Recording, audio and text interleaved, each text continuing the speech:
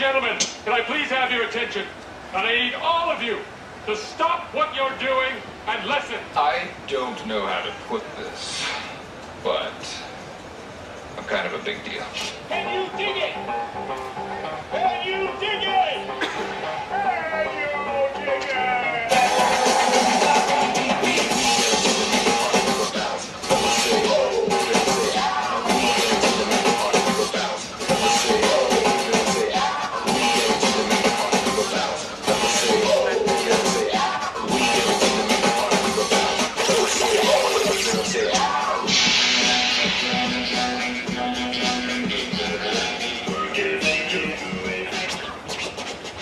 Welcome everybody, thanks for coming in. My name is Brian Red. Welcome to Video Mixing 101, sponsored by American ADJ and American Audio.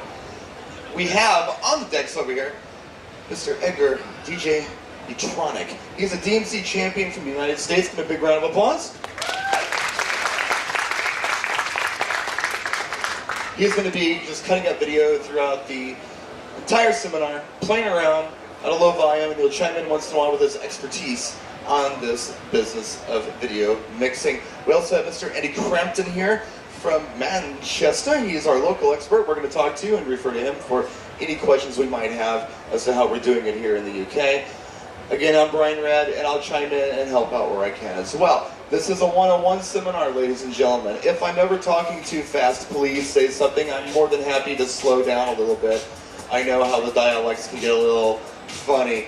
So please let me know. We're going to go over the basics. We're going to talk about what it's going to take to get you started in video mixing, from equipment to materials, resources on where to get your music videos. We're going to also talk about how to make some money at this, which I'm sure you all would be interested to know.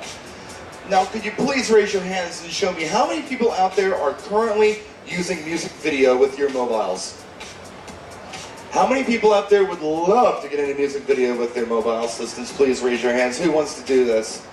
Only 5 of you? That's it? Come on, there's more than that. You're here for a reason. Get your hands up. Who wants to get into video mixing? Excellent. We're going to try to help you out with that today and give you a few pointers and some expert advice. So, first of all, it's always better to see than talk about things. So one more time, can you give us a little sample of what you're doing? Show us a little show off. You guys like to see some video mixing, right? Some serious DMC style video mixing.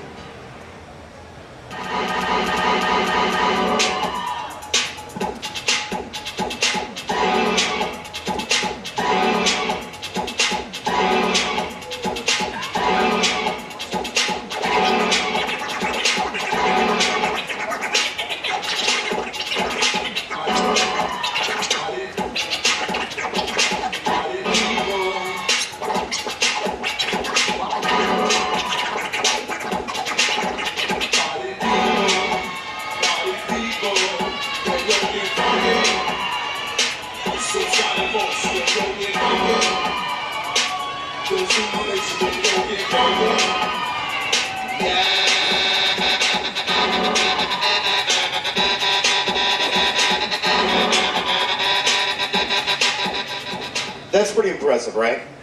It's pretty cool. Give me a round of applause. Now we're going to come over here and we're going to talk to our pal Edgar and ask him, how are you doing this? What are we using as far as equipment goes? Give us a breakdown. What I'm using here is this VMS 4.1 from American Audio, and basically just using the output out of my computer, just the MIDI display port, and with the software that's included, the Virtual DJ Pro, I can play MP4s, pretty much any type of video file. And so with using the MIDI controller like the VMS4, I can crossfade and scratch and pretty much mix all my music videos and blend them just like music. So you can do kind of like a regular DJ set just with music video. So essentially what we have is a MIDI controller. This one happens to be the VMS 4.1, but there are a lot of MIDI controllers out there. Anything you pick up that will run Virtual DJ will work well for you. And we have a computer. In Edgar's case, we have Mac. How many people are using Mac? How many people are using PC? Really, folks, it all works the same. It's just a matter of video adapters. So it's video out of your laptop, and you split your screen. One side goes to a projector or a monitor. The other side goes to obviously your screen, and that's where you mix that. You have all of your mixing consoles, controls, whatever you want right there. Now, tell us a little bit about the media. We wanted to talk about that as far as storing your video files. They are MPEG-4, they are larger than MP3. So what are you using to store your files on? How big of a drive and how many files do you figure you can get on something like that? It's recommended to use, an external hard drive. When I DJ, when I'm using video, I don't typically do it this way. I just have this set pretty much in my library. So, but if I'm gonna gig out, of course, I'm using about over 1,000 videos at a time. I'm gonna want to use an external hard drive. Usually, if you have like a terabyte, that's recommended because music videos. I mean, you take about 10 songs to one music video for memory or storage, so you're going to want to have a large hard drive in order to store a lot of music videos. Would there be a hard drive that would be too big for music video? If we went with a 2 terabyte or something like that, is that too big of a hard drive for a computer to access, or is that okay? That'll be okay. You might run into, I guess, maybe some freezing or something like that, just because of the processing or anything like that. But right. All right, cool. So let's go ahead and talk to our guy in the UK who's actually effectively doing music video as a mobile DJ very effectively, right? Yeah. Worked as a mobile DJ, video DJ. It works really, really well for weddings, for birthday parties, for 18s, for school proms. It's just an additional package that you can offer to people. Okay, so what you're doing is you're talking to your clients, obviously it's the music, and then is this more of an added package that you're offering to them, or do they come to you knowing that you're already doing music video at this point? It's a little bit of both. On my website, there's obviously, I'm advertising, I'm doing music video. Sometimes they come to me through Facebook, etc. They don't realise they're looking at music video as well. They turn around and say, well, this is what we're looking for, and then you offer the extra package to them. Would you like music video with that? Would you like our photographer with that? Well, what's the photographer for? And that's when your screens come in and you offer the music video as well. Your photographer will then load the pictures onto the screen so that people can see them during the night, and I cut them in and out of the videos to match. Right. Now, you're doing this all over the island, basically. You're everywhere. Yeah, I travel the UK, literally. I live up in Manchester, or just outside of Manchester. I've been so far as Taunton in Somerset, and bouncing up and down in their backyard, which is a 500-mile round trip for me. Money is there, it proves the money is there to get me to travel that far to do it. Obviously. Forgive me if I glance at my notes once in a while. We're trying to make this run smoothly for you today. Okay, so I'm going to go back to Edgar. We're going to talk to him. Edgar does it a little different. Edgar's primarily mixing in nightclubs. Now, how does that differ, do you feel, from people mixing in a mobile setting? You're doing more club music. You don't have to worry so much about content, maybe, at a club? right, yeah, you can pretty much get away with playing any kind of music videos, but you're going to want to have good quality because a lot of these places you're going into maybe have, one large TV or many TVs, and if you don't have good quality videos, you're probably not going to get that gig again. So when I gig out, I try to make sure that I have good quality music videos, and you really got to just stay on top of your library and new music. So you're going to want to sign up to a service where you can get new music all the time, just like a regular DJ service. There definitely is a quality issue with the video as well. You want to look really nice in the club. Yeah, definitely. Because if you don't, the next guy's going to look really good and you can be out the door. Yeah, that's it. All right, cool. Now, I'm back over here to talk to Andy a little bit. I want you to explain to the people of how you're using things like animations and why you're using them. Because sometimes we don't have a video for a song. And what do you do? If you're doing music video, what are you stuck? You have a blank screen? Andy's going to talk about animations a little bit for us and how that works. There's 2 or 3 kinds of animations that I use. The first one is a personalised animation. If it's a wedding, then I'll actually make up a 3D animation. Talking to him. Animation, put it up on the screens, and it's like the bride and groom's name will float across the screen with love hearts coming from it, or rings around it. Just general sort of to fit the theme, or 18th birthdays, obviously.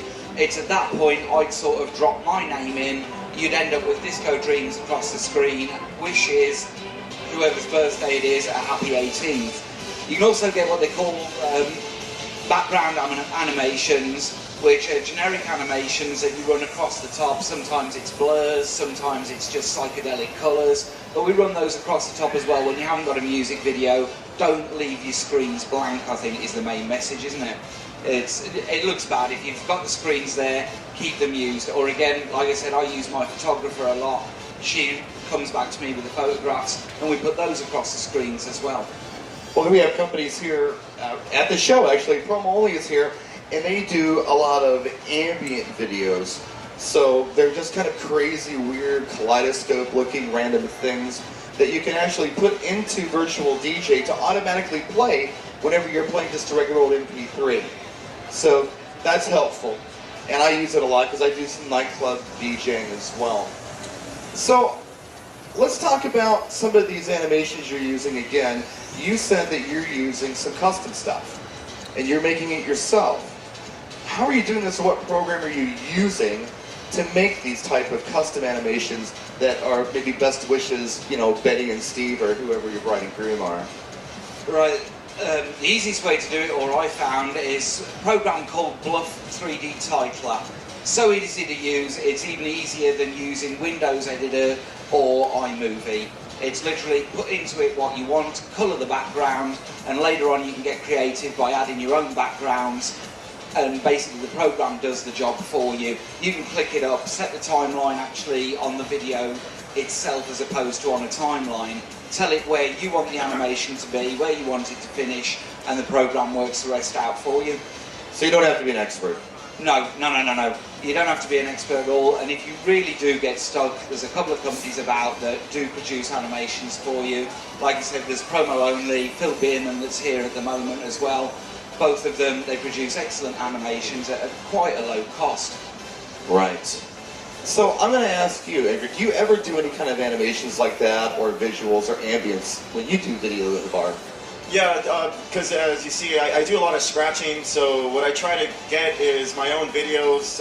I use Sony Vegas, and what I'm doing is just taking like still images, just because when I'm scratching, the images don't move so fast. So a lot of times if you're doing scratching, it's good to do that because it might, you know, kind of blind the audience or something like that. So I use Vegas, it's pretty simple, and it's good for like video remixing too, in case you want to take content from a video and put a different song behind it. It's pretty cool, easy to use. While I'm over here, I want to ask you a question, and some of you may be curious. What happens when you need to play a video like Michael Jackson's Thriller, with all that bad acting at the beginning? What do you do with that? That's what's nice about using software like Virtual DJ and like a MIDI controller, because I can set up a cue point and easily jump to where the song begins. So just by hitting the cue point in that song, I could jump to where the Thriller song actually starts, and I could just bypass the intro. That's a good point. Yeah, cue points are real nice in a program like Virtual DJ.